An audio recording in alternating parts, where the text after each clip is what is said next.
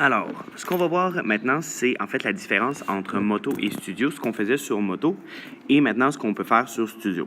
Alors, si par exemple je voulais m'ajouter une tâche, je voulais ajouter par exemple juste quelque chose que j'avais à faire dans ma journée. Disons ici, j'ai rendez-vous avec X, Y, Z, qui est de 13h30 à 14h30. Je pouvais indiquer une description.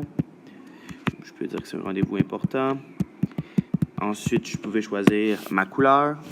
Je peux choisir est-ce que je veux le répéter à toutes les semaines, est-ce que je veux le répéter au jour cycle, ou est-ce que c'est un événement qui est unique.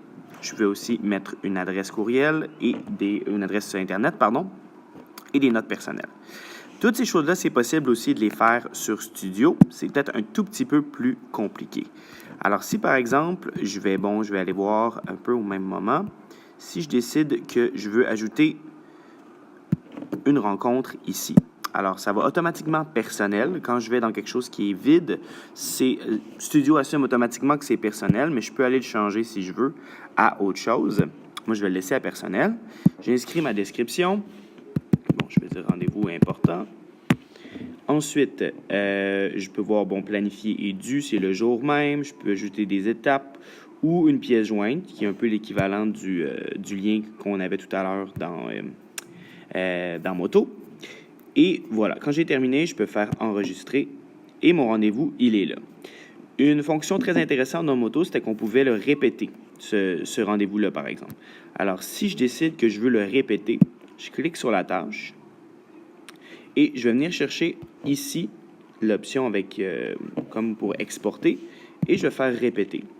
Et là, je peux répéter, tous les cours, je peux dire tous les lundis, je peux dire jusqu'à quand, alors je regarde mon calendrier et je peux le placer de cette façon-là. Alors ça, c'est donc quelque chose qu'on peut faire aussi sur Studio.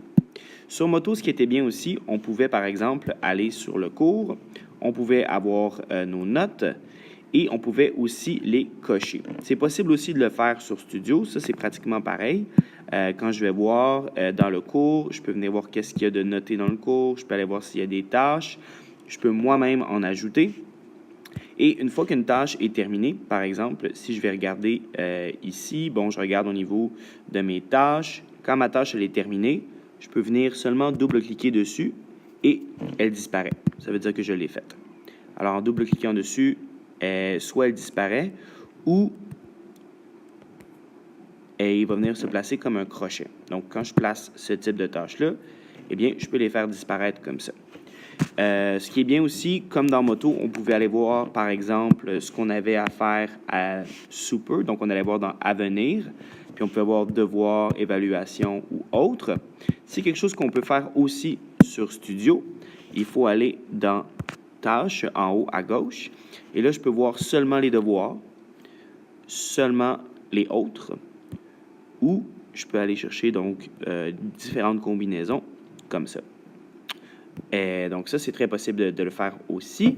Puis, sinon, dans Moto également, si on allait voir, on avait la vue jour, on avait la vue semaine et la vue mois. Toutes ces vues-là sont disponibles aussi dans Studio. Alors, j'ai ma vue semaine que je peux aller voir, ma vue mois qui est là. Donc, il y a vraiment tout ce qui s'en vient. Je peux aller voir comme ça.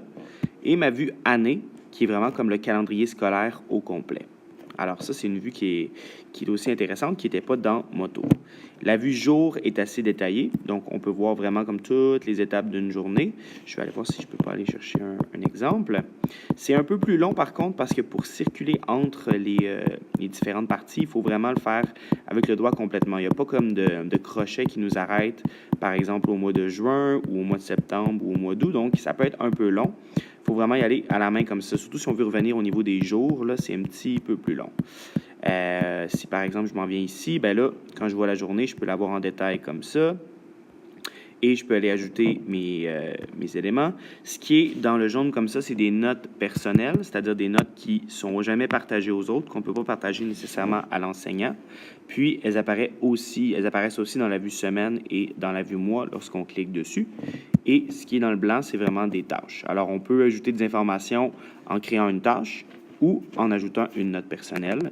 Un peu à la façon de ce qu'on faisait sur Moto, par exemple, lorsque dans la semaine, j'avais donc quelque chose à ajouter, eh bien, je pouvais le faire en appuyant sur le cours, puis en ajoutant des notes ici, qui sont partagées avec l'enseignant.